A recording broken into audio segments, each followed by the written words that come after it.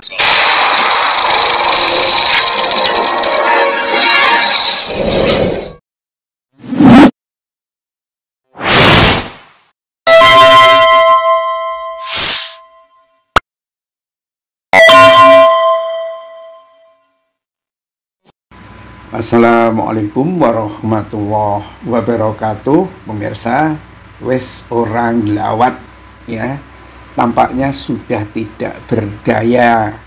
Itu Mukidi cuma duduk di kursi ya, saat orang lalu lalang di rumahnya ya.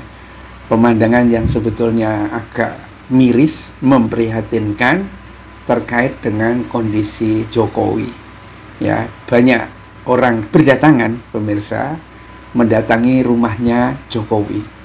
Ini video beberapa hari atau bahkan beberapa minggu yang lalu, kayaknya 8 atau 10 Agustus, jadi 1 bulan yang lalu, itu kondisinya Jokowi itu juga tampaknya itu sebetulnya sudah berat, pemirsa.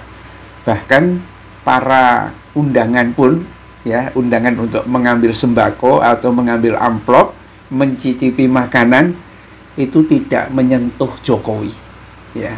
Kayaknya untuk sekedar jabat tangan saja itu udah berat ya bagi Jokowi untuk bisa melayaninya ya. Padahal sebenarnya kan ya, modal kalau cuma duduk begitu kan memang betul-betul kayak orang sudah, kalau dalam bahasa Jawa itu wis buh ya, apa-apa harus dituntun. Dan bukan itu saja yang sangat penting gitu ya, tetapi lebih dari itu juga kayaknya kesadarannya itu ya kayak blank gitu loh.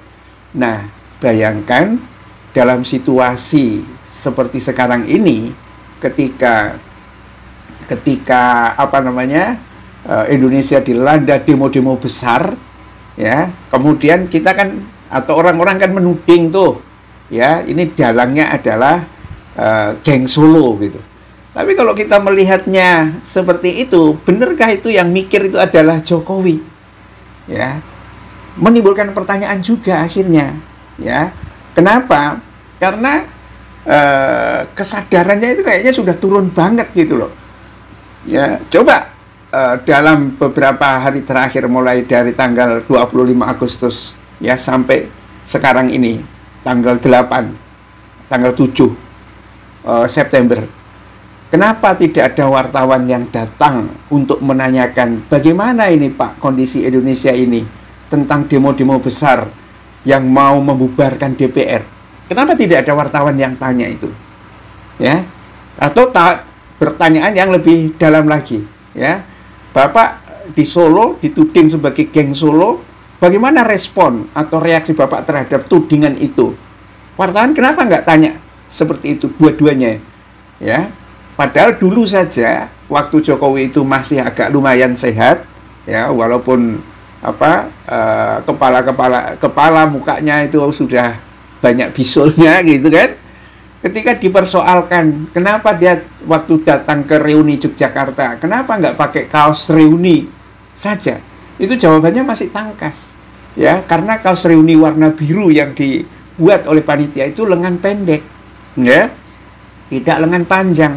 Dia tidak bisa menunjukkan lengannya, karena kalau dia nunjukkan lengannya, pertama itu pasti akan menimbulkan tidak nyaman kalau orang makan ya, mungkin penuh bisul, penuh gudik dan lain sebagainya kan.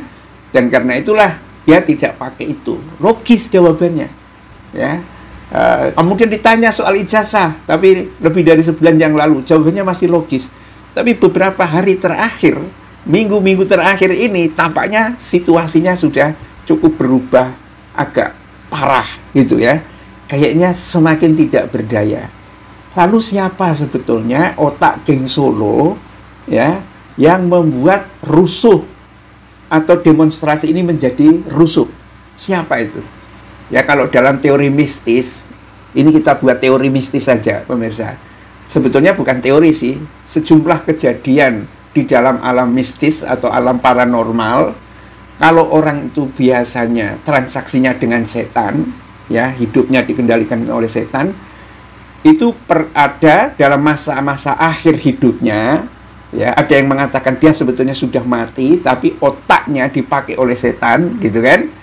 Nah, itu kejadian, gitu loh. Jadi kesadaran orang itu sudah hilang, tapi badannya dipakai oleh setan. Nah, kalau ini mungkin setan yang dalam bentuk wujud manusia itu. Sebetulnya Jokowi sendiri sudah tidak berdaya. Jangankan memikir tentang politik kontemporer dan lain sebagainya, gitu loh. Memikir dirinya sendiri aja mungkin sudah nggak kuat sekarang ini. Kok kemudian dituding merancang? Nah, biasanya ada kemungkinan kenapa ini kelompok sangat agresif yang disebut geng Solo itu bisa jadi adalah satu tim yang mengatasnamakan, yang tetap menjadikan Jokowi itu sebagai wadahnya, tetapi otaknya sudah lain, sudah berbeda. Dan otaknya ini sangat gesit dalam menggerakkan organ yang hampir rontok gitu, karena waktunya habis untuk mempertahankan diri itu loh pemirsa. Karena itulah ketika ada isu besar untuk menggulingkan atau memakzulkan Gibran, ya, mereka menjadi panik, semua digerakkan. Lapisan bawah, ya, dari para termul, gulingkan Prabowo, lengserkan Prabowo. Kalau Prabowo tidak mampu mundur aja, itu kata-katanya ya. Tetapi di tingkat menteri mereka menjilat. Begitu pidatonya Prabowo selesai, ya, langsung 2 jempol untuk Prabowo. Hebat Pak, bagus Pak, dan lain sebagainya. Tetapi di balik layar mereka bertemu untuk menggodok masalah bagaimana mempertahankan Gibran, ya, menjadikan DPR sebagai sasaran utama, tapi sasaran utamanya adalah sebagai sasaran antara DPR, sasaran utama adalah menjatuhkan Prabowo, ya. Karena kalau Jokowi keburu mati dan persoalan Gibran ini gantung terus, apalagi dalam situasi sedang dilempar-lempar sama Prabowo, habis itu geng Solo.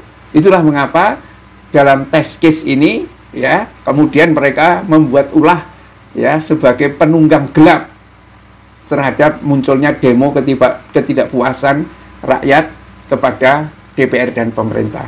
Untungnya, pemirsa, yang sangat untung itu, rakyat segera disadarkan oleh kelompok-kelompok yang betul-betul pro rakyat itu. Anak-anak milenial yang mencoba menelusuri dari mana ini sumber-sumber yang membuat dan mendalangi rusuh ini. Dan ketahuanlah itu di geng Solo itu.